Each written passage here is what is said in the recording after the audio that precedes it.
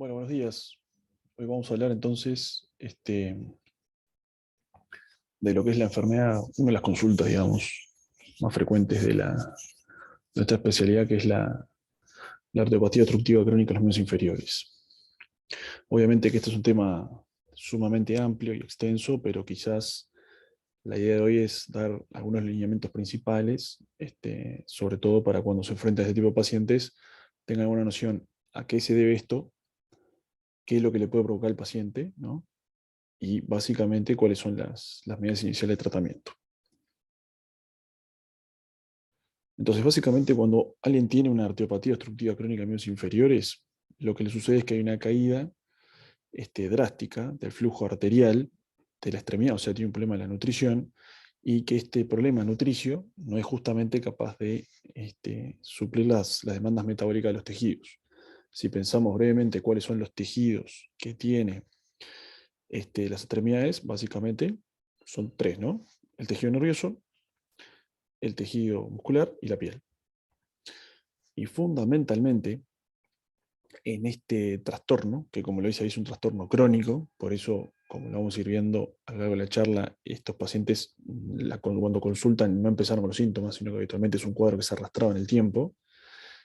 Fundamentalmente, el tejido que principalmente sufre esta entidad es el tejido muscular.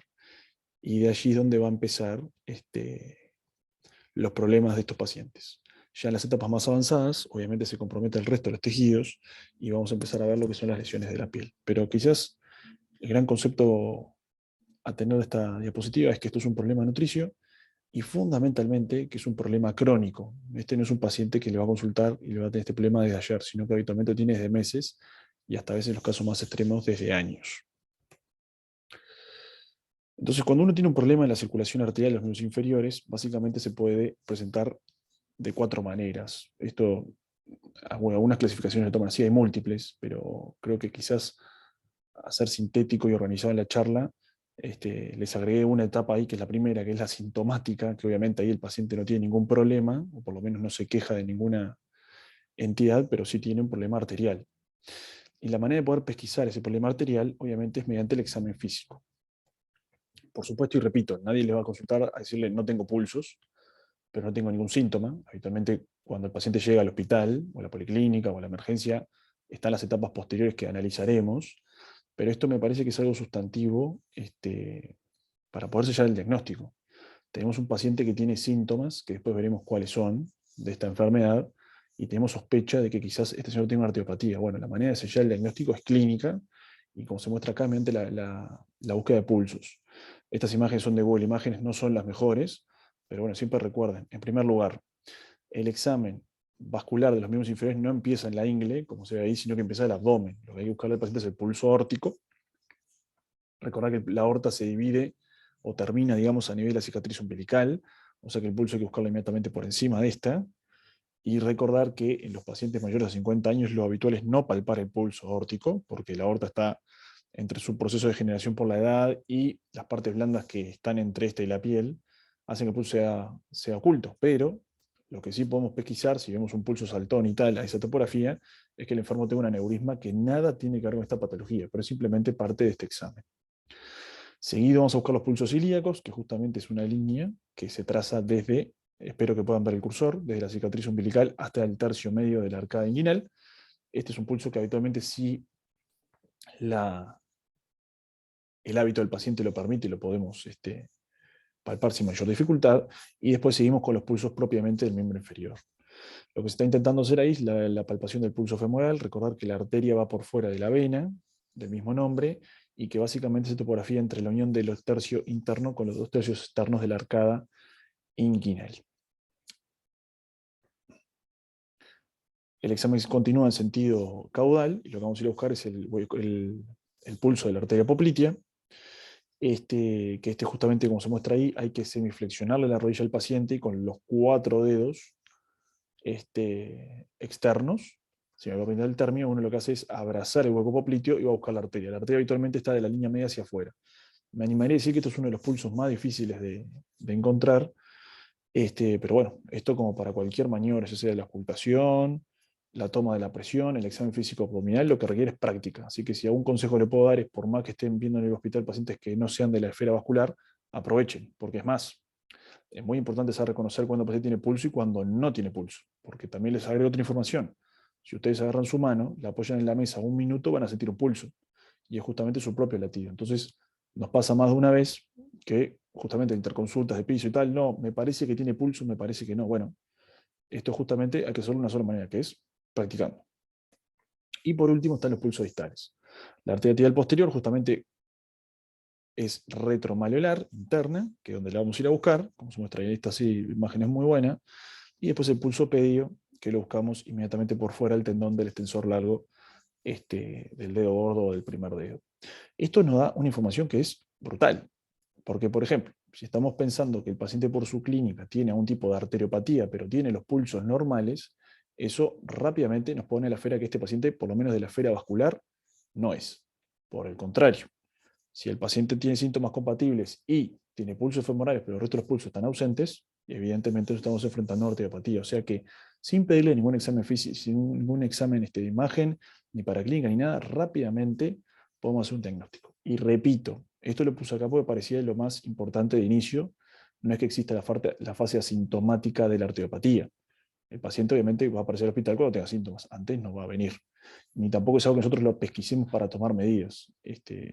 Simplemente se los puse en una etapa para ir pensando cómo ir razonando a estos enfermos. Así que sin lugar a dudas, de este dispositivo lo más importante es practicar el tema de los pulsos y cómo rápidamente nos permite decir, bueno, este paciente sí tiene una afectación de cirugía vascular o este paciente no la tiene. Y la decisión es, ¿tiene pulsos o no tiene pulsos? Entonces, ahora sí, entremos en el paciente que sí tiene problemas de esto. Porque, perdón, hubo algo que no dijimos. ¿Qué quise decir con esto del asintomático? Es un paciente que no tiene pulsos, pero no tiene ningún síntoma, o por lo menos síntoma de la enfermedad. Y esto sucede con gran frecuencia.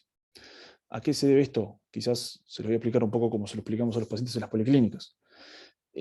Uno puede tener una arteria obstruida, supóngase la arteria femoral superficial, y aún así no tener síntomas. Y cuando uno va a lo examina al enfermo, no tiene, obviamente, por un tema anatómico, si se acuerdan, si tiene ocluida femoral superficial, uno examina el hueco popliteo, no tiene pulsos, y obviamente tampoco tener los pulsos más distales.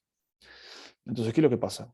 La sangre, cuando no va por el camino principal, que es la arteria, busca otras vías. Y por eso vemos en ciertos pacientes grandes arroyos de colaterales, que son arterias obviamente que no tienen nombre propio, porque no son estructuras anatómicas por sí, sino que se van generando en este proceso que es crónico, como yo les decía, y permite que el enfermo, por más que no tenga pulsos, no tenga síntomas. Entonces, este es un concepto importante, porque más de una vez nos llegan pacientes a la policlínica con estudios de imagen y tal, que tienen arterias ocluidas,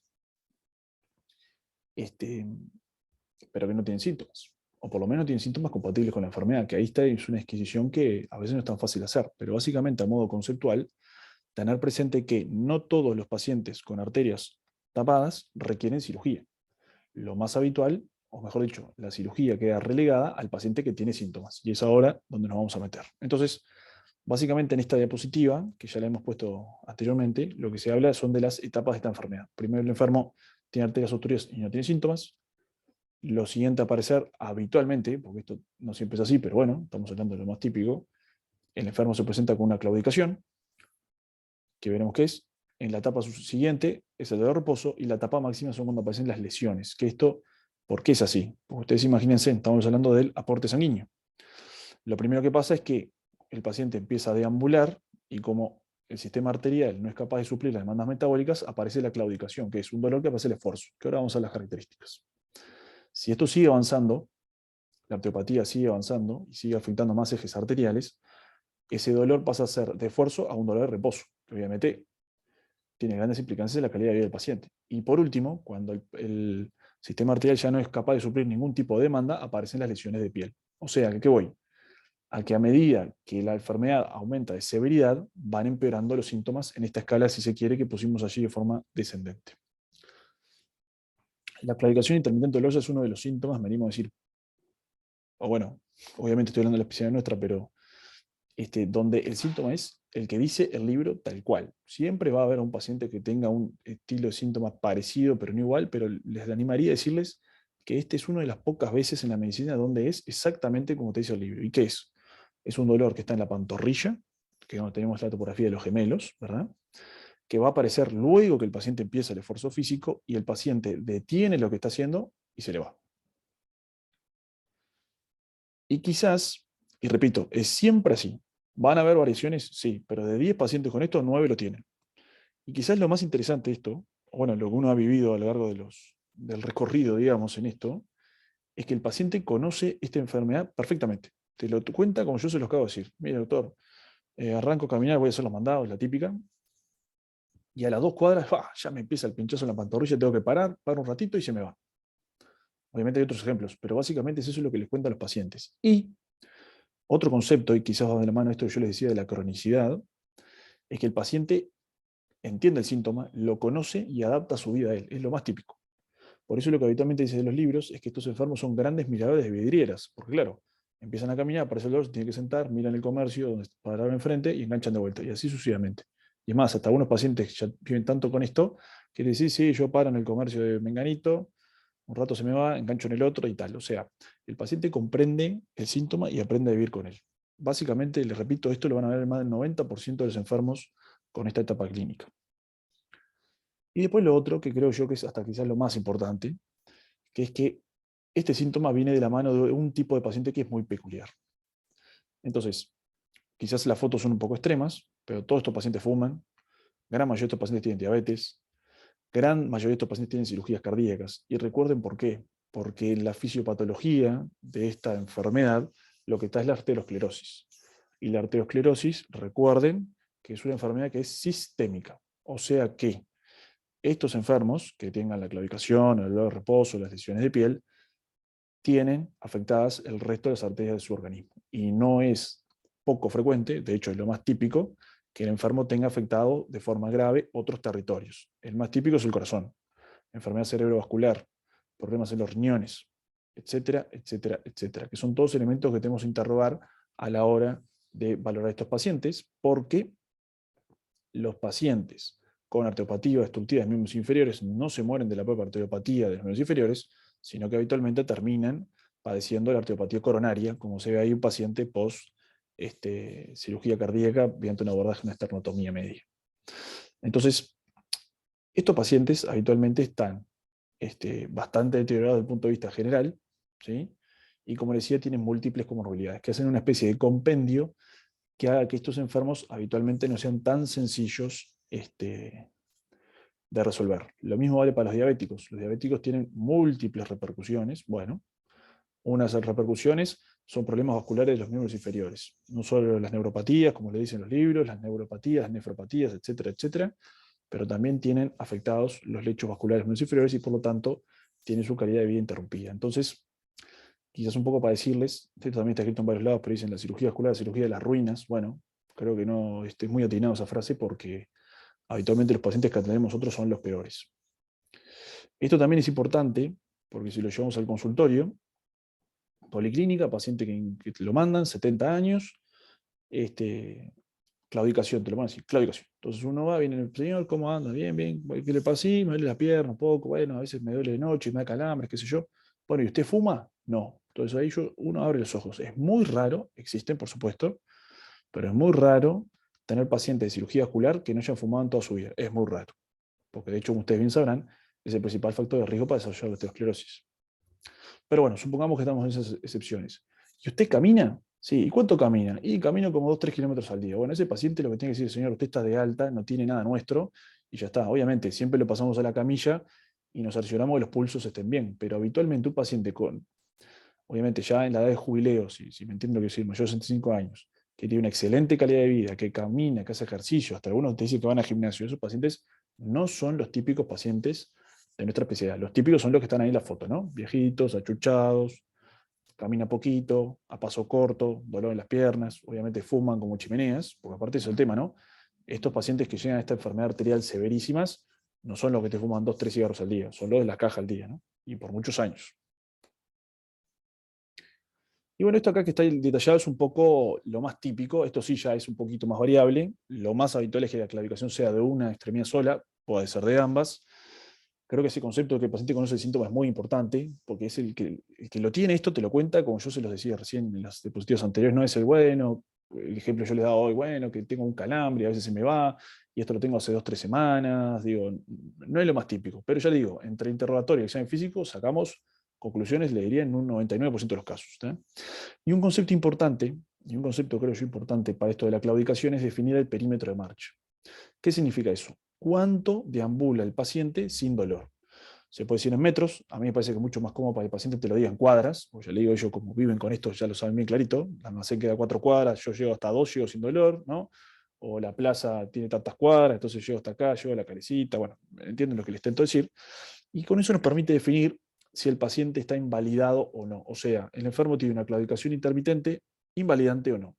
Esto es muy importante porque interesa saber cuál es la calidad de vida del enfermo, porque si, por ejemplo, vamos al ejemplo parecido que estamos hablando recién, claudicación, la definimos, es como tal, no tiene los pulsos, tiene una arteriopatía, perfecto. Ahora, señor o señora, en su vida diaria, usted, cuando camina, ¿hasta dónde va? Y lo mismo, voy hasta la despensa 3 cuadras, perfecto. ¿Y lo puedo hacer sin dolor? Sí. Bien, eso es una situación.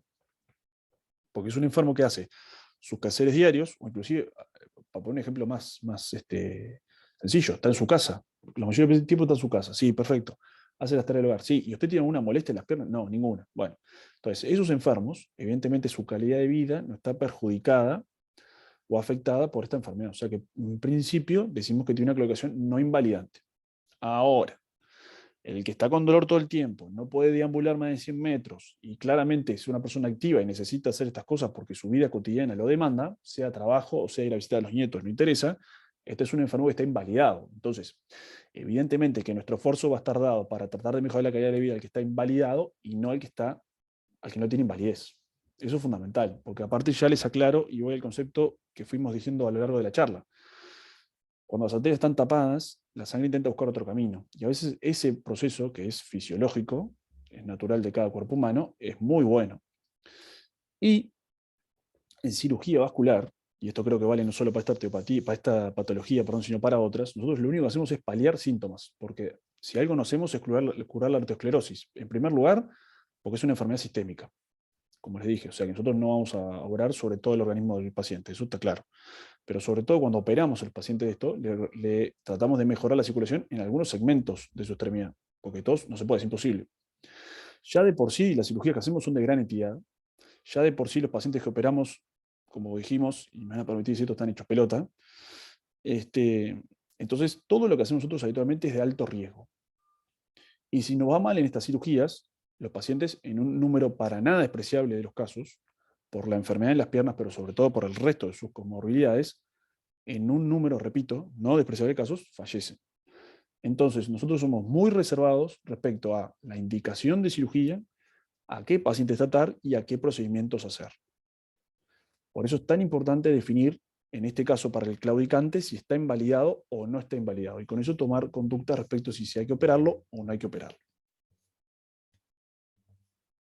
Bien, seguimos avanzando en la cascada. Entonces, a medida que la enfermedad empieza a avanzar, y se forma más severa, el paciente consulta por un dolor de reposo. Que si este paciente está claramente inválido, ustedes imagínense estar todo el tiempo, como estamos ahora nosotros sentados frente a esta computadora, con dolor. Son pacientes que no duermen de noche, están sumamente comprometidas su calidad de vida. Y esta imagen me gusta mucho, está tomada de un libro viejo, porque claro, uno tendería a pensar, ¿no? Este paciente, lo que hicimos fue, lo acostamos en la camilla, no lo hice yo, repito, es una foto del libro, pero lo hacemos habitualmente también. Examinamos. Obviamente algo que yo no les nombré porque fui directo al pulso, pero una cosa que uno tiene que hacer siempre cuando está examinando a un paciente con una probable arteriopatía de los miembros inferiores es palpar las extremidades, palpar los pies. Recuerden que cuando uno está bien perfundido, o sea, tiene una circulación óptima, por más que tenga pulsos o no los tenga, por este mecanismo yo hablaba que la sangre genera circulación colateral y etcétera, etcétera, uno ve la temperatura. Y cuando una extremidad está claramente alterada su perfusión, o sea, su circulación, lo que va a tener es una caída en la temperatura. Entonces, esto es bien claro, que hay una clara simetría en el color que ahora se lo voy a aplicar, pero en este caso, el paciente tenía un pie frío y otro pie caliente. Otra maniobra que hacemos es decirle al paciente que está en la camilla que se siente en el borde de la camilla y que deje que sus pies caigan. Y para su sorpresa, en este caso, el pie isquémico es el derecho del paciente, que es el que estaría hacia su izquierda mirándolo de frente. Esto es bien típico de una arteriopatía obstructiva crónica, que es una vasoplegia. Si ustedes se acuerdan, tenemos las arterias principales, estas se van ramificando hasta llegar a la piel mediante capilares. Y en todos nosotros existe un mecanismo de regulación del tono de los capilares, o sea que estén más vasodilatados, más vasocontraídos. Cuanto más vasodilatados estén, más roja se pone la piel. El más claro ejemplo cuando a uno le viene una especie de crisis, si me permiten el término de vergüenza, que uno se pone rojo como un tomate en la cara. Bueno, es la misma reacción.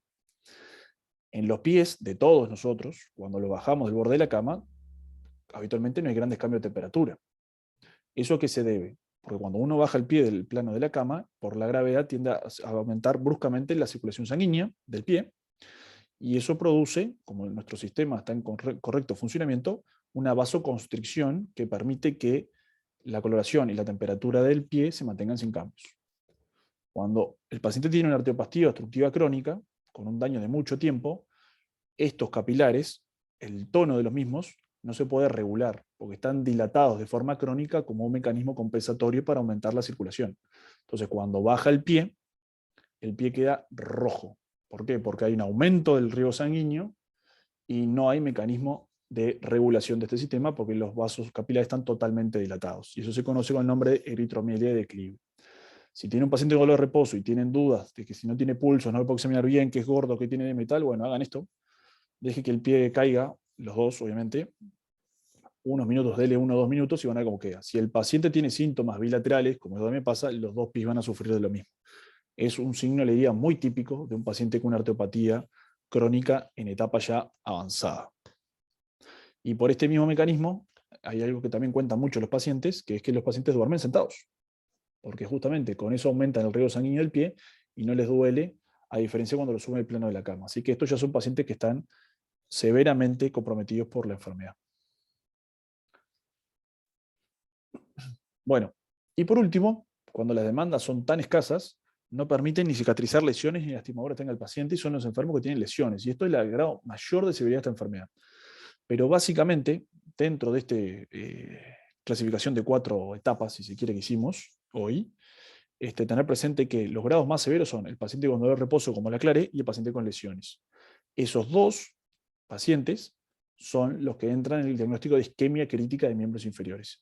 Y este título tiene muchas implicancias. Primero, si no hacemos nada, el paciente va a la pérdida de la extremidad, o sea, una amputación.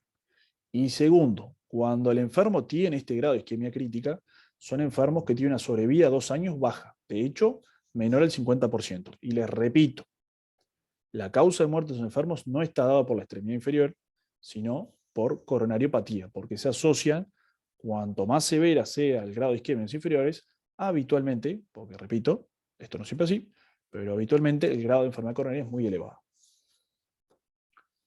Entonces, por ejemplo de estos todos los días en los hospitales, en cualquiera, en las clínicas, en el Maciel o en el Pasteur o en otras instituciones. Paciente, fíjese, 75 años, diabético, fumador, al examen vascular tiene los pulsos femorales presentes, el resto ausentes, o sea que estamos pensando que evidentemente la femoral superficial está ocluida, y como él tiene 2 pequeñas lesiones en el segundo y tercer dedo, unas úlceras como pulsión ahí, inclusive si bien tiene un poco de cambio de coloración de los dedos y tal.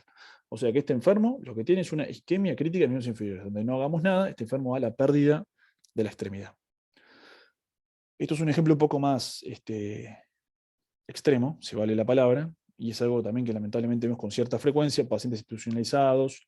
Este es un nonagenario que está postrado en cama, fíjense, tiene la rodilla anquilosada, eso significa que los tendones están tan retraídos que la rodilla no se puede ni estirar ni flexionar, está en rigidez, y tiene úlceras de apoyo y tal. Entonces, como verán, hay una clara diferencia entre este pie y este pie, ¿no? Esto es clarísimo. Este pie con pequeñas lesiones y un paciente que, bueno, si bien tiene sus 75 años y tiene su factor de riesgo, en principio habría que completar el estudio, pero aparentemente sería un buen candidato a cirugía. Este enfermo es candidato a una cirugía de revascularización para aumentar el riego sanguíneo del pie y que el paciente no tenga complicaciones mayores, básicamente. Ahora, 96. Casa de salud. No estira la pierna, porque ahí está el tema, ¿no? Imagínense, si nosotros nos ponemos en esfuerzos para poder salvarle ese pie que, les soy honesto, parece que ya está perdido, pero bueno, dejando eso de lado, no mueve la pierna, este enfermo lo más importante es que sea candidato a una amputación de muslo primaria, ¿no? Pasando por arriba del nivel que tiene el paciente en las lesiones. Pero un poco para ver cómo se definen las conductas. Y en otros ejemplos más extremos, les quería mostrar esto. Y esto es más un paréntesis que otra cosa. Miren esto. ¿Vieron? Lesión del primer dedo, uno escurre del dorso, el pus. ¿Lo ven ahí? Bueno, y aparte, obviamente, claros estigmas, ¿no? De acuria, bueno, en fin, porque esto también va muy de la mano de este tipo de patologías. Pero bueno, este ejemplo, ¿por qué se los pongo? Este enfermo, con semejante infección, repito, saliéndole pus del dorso del pie que se escurre por el dedo, repito, esto es raro, voy a pasarla así no nos, y ahora les explico qué es esto, así no nos hipnotizamos con el pus. Este paciente lo que tiene es una infección grave del pie. ¿Por qué les puse esta imagen y a modo de paréntesis? Porque esta infección grave del pie no se ve en un paciente con arteriopatía. ¿Por qué? Porque recuerden que el pus, si bien es un signo de infección, se da por una reacción de nuestro organismo propio de las defensas contra los distintos gérmenes. Y si recuerdan, las defensas del organismo van por los conductos arteriales, por la sangre, a llegar al sitio de acción. ¿A qué voy con esto? A que el paciente este de recién no tiene arteriopatía, de hecho tiene los pulsos normales y lo que tiene es una infección grave. Por eso recuerden este concepto, que lo han escuchado otras patologías, me acuerdo siempre se decía en los hospitales con neumonias no hace quien quiere, sino quien puede, que esto es lo mismo, una infección grave del pie como esta, las hace un paciente con una óptima irrigación, y por ejemplo, no este paciente. Este paciente seguramente, por más que sean pequeñas lesiones, tiene una arteriopatía severa, porque si no, no llega a las lesiones, y este enfermo nunca va a ser semejante infección como la que tiene este paciente. ¿Sí? Entonces, tener presente que si bien los pacientes con arteriopatía tienen infecciones, no son de una entidad extensa y severa, como en este caso les mostré. Repito, todo esto es a modo titular y grande, pero para que se haga una idea de las diferentes manifestaciones que pueden tener las lesiones de pie en cirugía vascular. Esta es meramente infecciosa y esta es meramente isquémica. Bueno, y esta es un desastre.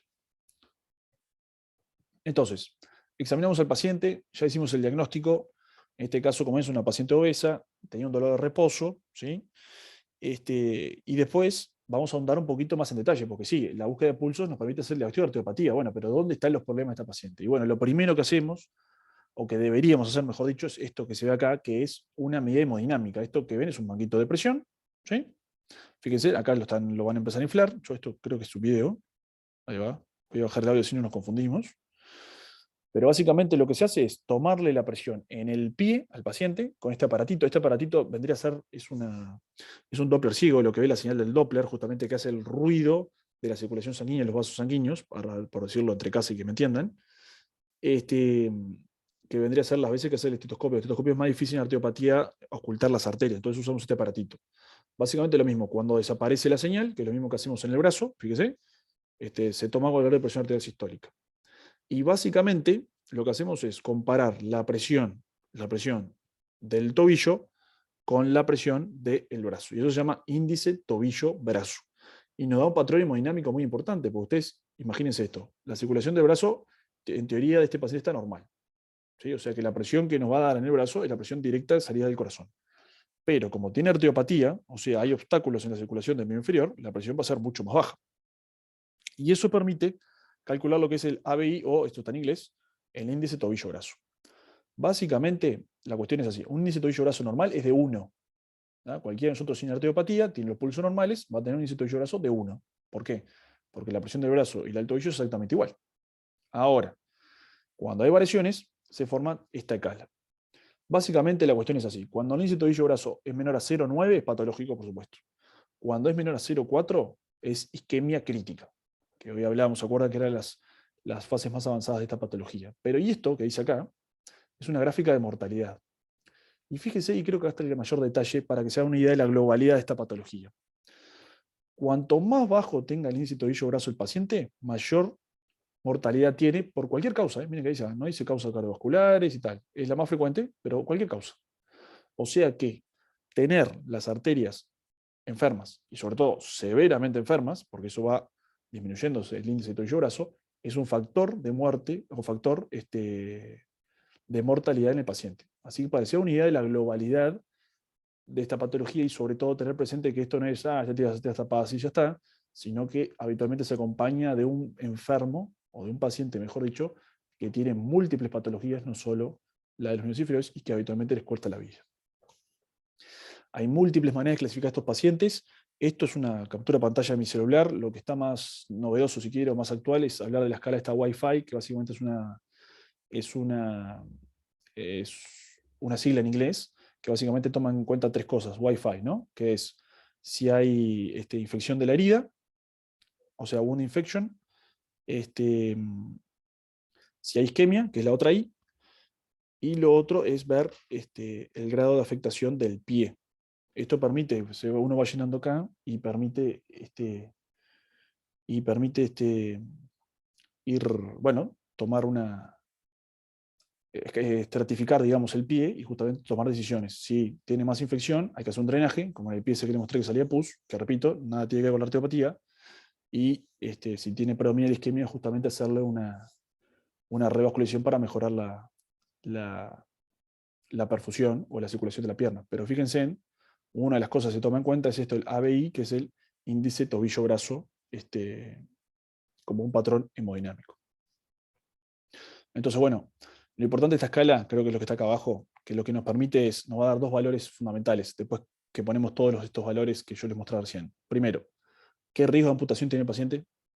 Y segundo, ¿cuál es el beneficio de la revascularización? Entonces, por ponerle ejemplos prácticos, en la imagen que chorreaba pus, el riesgo de amputación es alto, porque está severamente infectado, y el beneficio de la revascularización es bajísimo, porque este paciente, repito, no tiene isquemia. Si le sale pus a chorrete, no tiene isquemia, tiene una buena perfusión.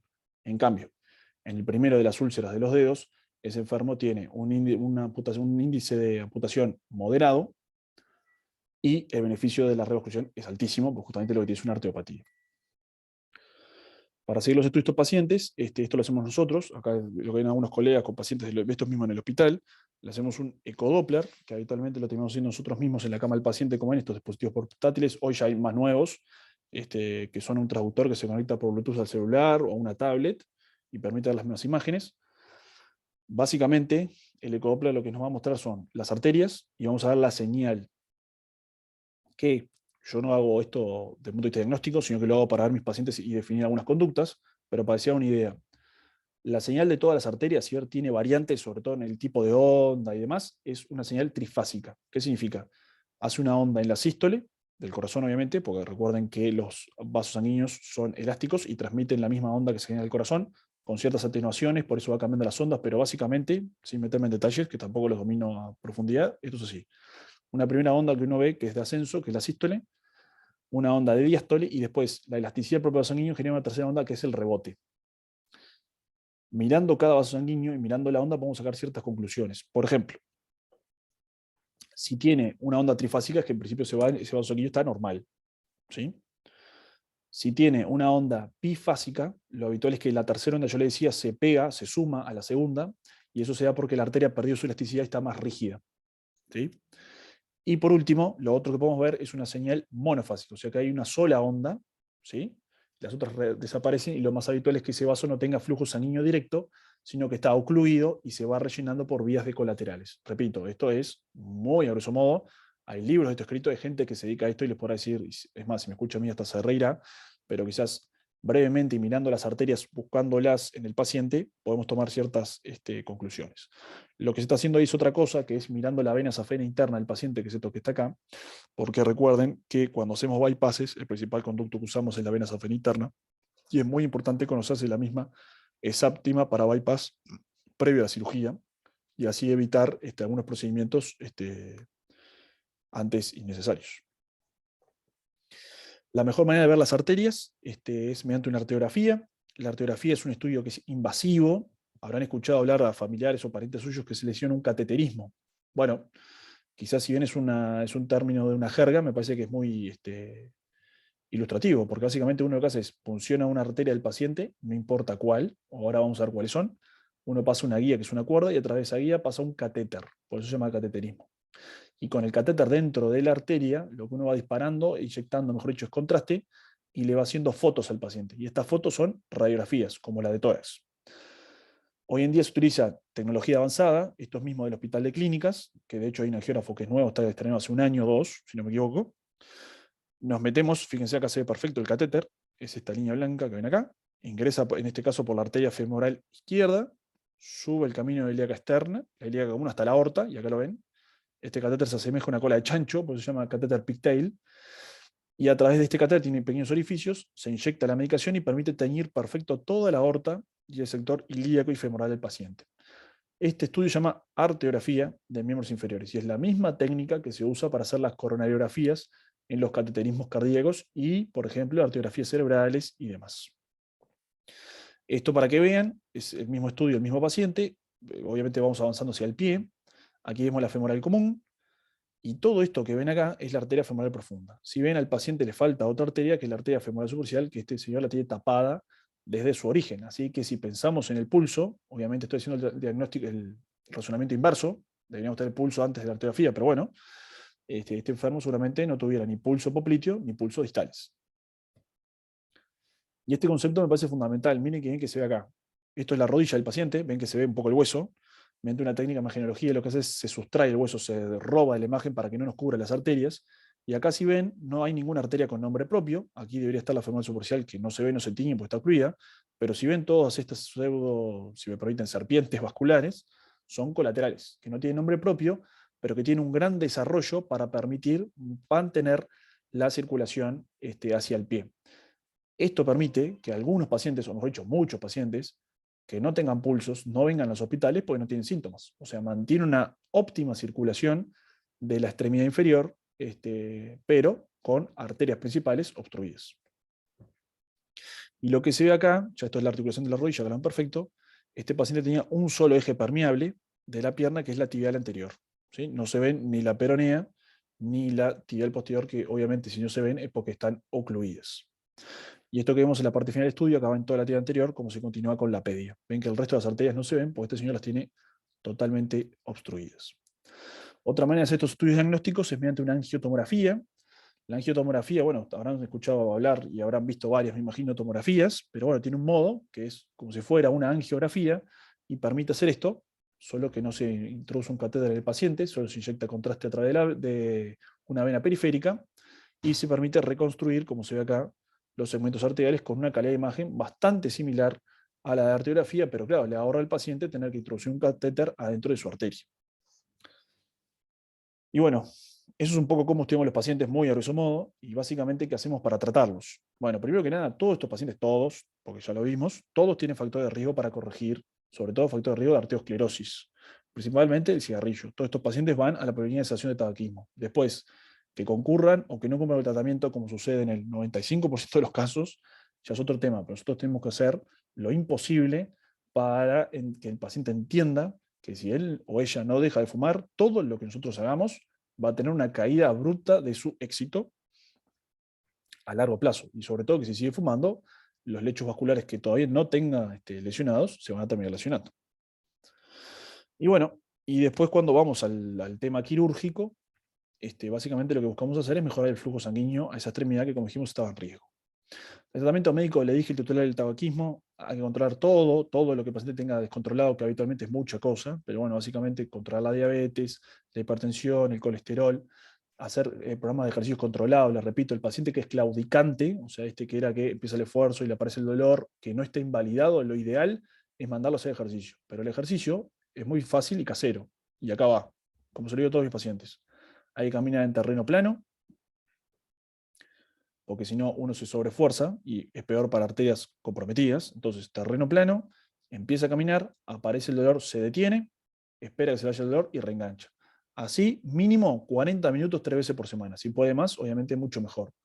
¿Qué logramos con eso? Que el músculo aprenda a funcionar con menor cantidad de sangre, lo que sería un acondicionamiento isquémico. La mayoría de los pacientes, cuando dejan de fumar, regulan la diabetes, regulan la presión, empiezan a mejorar los valores de colesterolemia y cumplen con el ejercicio, mejoran. Le diría más del 80% de los casos.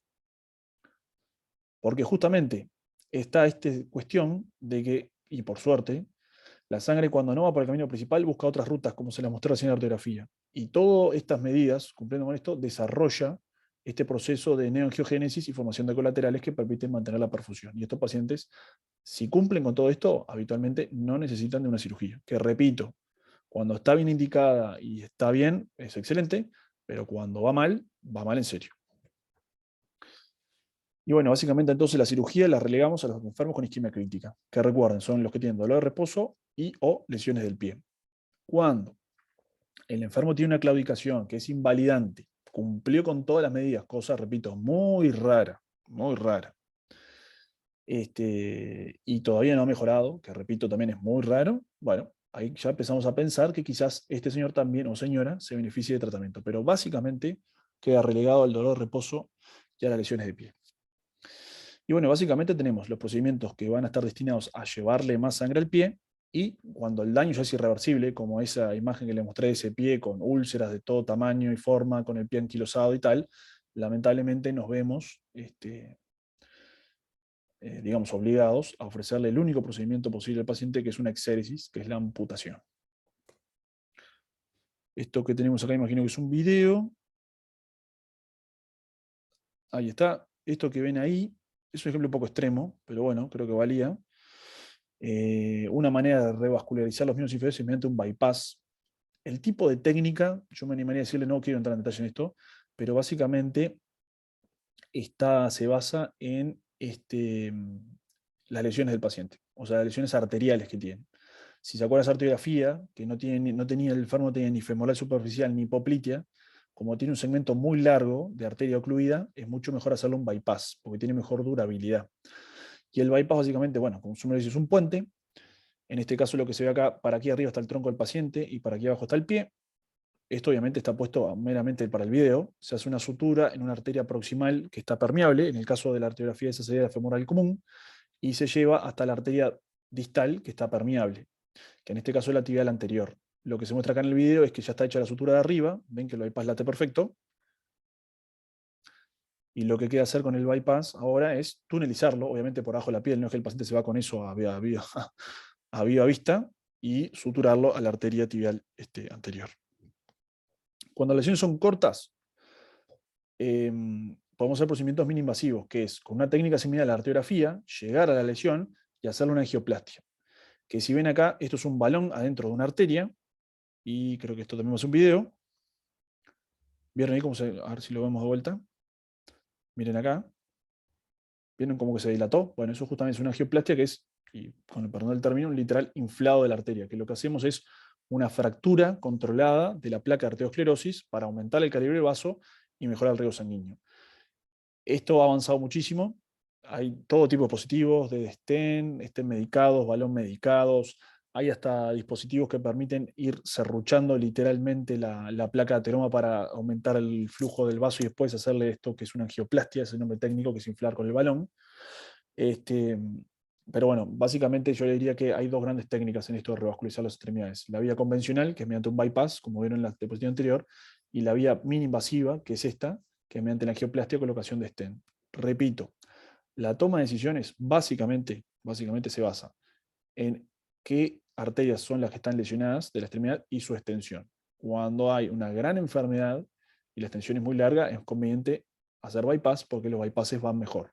Cuando son lesiones cortas y por su mínima invasividad, porque claro, con el bypass hay que hacer múltiples incisiones, y con esto es un pinchacito en la arteria, nos metemos adentro y ahí trabajamos. Entonces, cuando las lesiones son cortas, la tendencia es hacer este tipo de procedimientos mínimamente invasivos, que obviamente es menos invasivo para el paciente y tiene mejor recuperación. Ahora, lo que está en duda, hasta el día de hoy todavía, es cuál tiene mejor funcionamiento, porque una vez que esto lo pone, tiene que durar, o para que el paciente se le vaya el dolor de reposo, o durar para que por lo menos cicatrice las lesiones. Entonces, estas son las grandes batallas que hay en los congresos, donde justamente se empiezan a pelear los que son cirujanos convencionales contra los que son cirujanos endovasculares, que es el término hacer esto por dentro del vaso ya que es endovascular, a ver cuál procedimiento es mejor. Si ustedes me preguntan a mí, y esto es lo bueno de la formación en Uruguay, es que hacemos las dos cosas.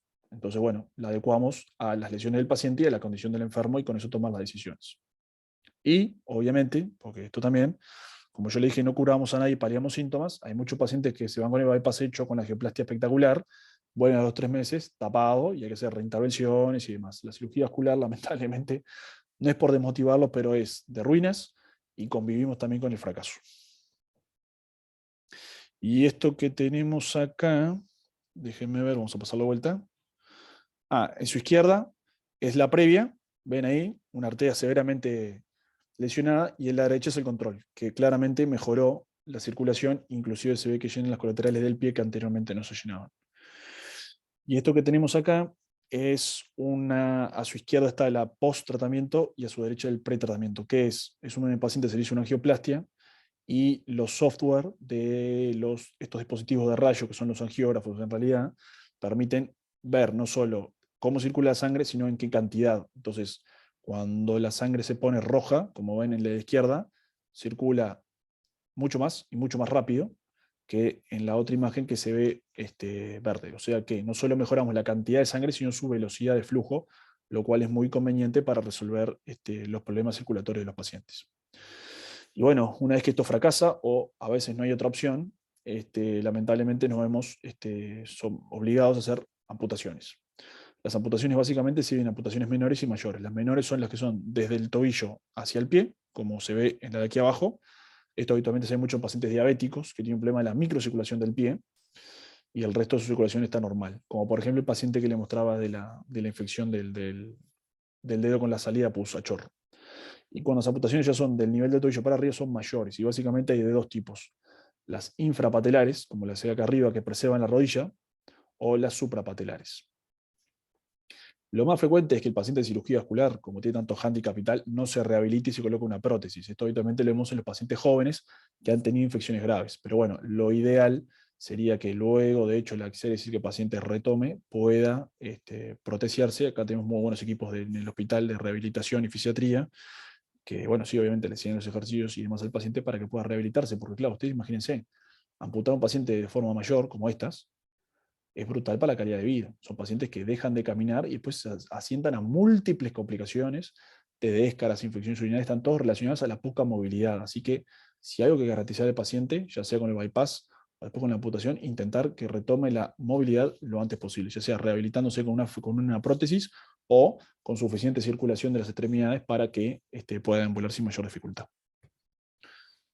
Y bueno, agradeciendo su atención, esto lo queríamos transmitirles, y bueno, quizás como gran mensaje final, tener presente que, bueno, creo que en algún momento lo dije la pasada, esto es una patología que se ve en pacientes ya con mucha fragilidad, donde los resultados, yo me diría que son, bueno, moderados, pero lo cierto es que el paciente cumpliendo con todas las medidas y eligiendo la técnica adecuada para la revascularización es lo que asegura, en la mayoría de los casos, que el paciente retome su calidad de vida, y tener presente que estos pacientes, después que se operan, tienden a volver con una frecuencia mucho mayor que nosotros quisiéramos, pero bueno, simplemente parte de una enfermedad que cuando llega a nosotros está severamente avanzada y las resoluciones son sumamente complejas. Así que bueno, saludos.